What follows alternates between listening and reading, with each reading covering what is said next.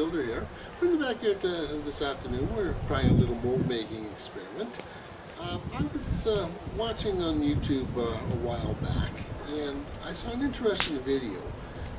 Basically what the fellow did was he was using acetone to melt styrofoam.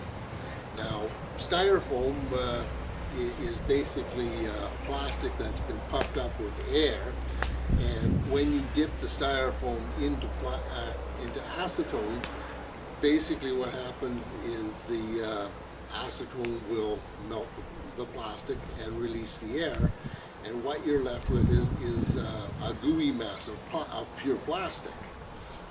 So I was thinking, this might be an interesting way to do some recycling and as well have an inexpensive source of material for making molds, making backup molds or making original molds, whatever.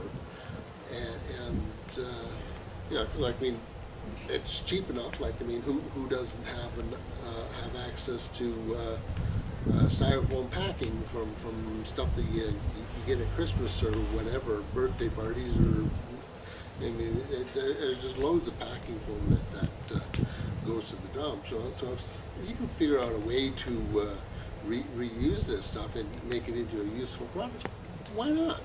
So anyways, I decided I'd try a little experiment here and just see how well this is going to work. I've never done this before, so the results will be as much of a surprise for me as they are for you. But I'm kind of thinking it should work okay. Basically what I'm doing, I've got a simple patio brick, and I'm just going to clean this up a bit. Then I'm going to take some sealer.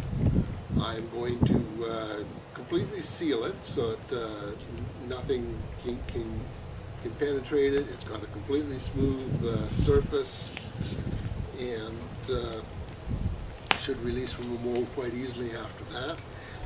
Then I'm going to wax it, just some car wax, so that will be our mold release, some car paste wax. Just polish it up, and then once I've got that done, then I'm going to take my styrofoam and I'm going to melt my styrofoam, make a pile of glue. I'm just going to pour it all over the brick and form it into a mold, and let it harden.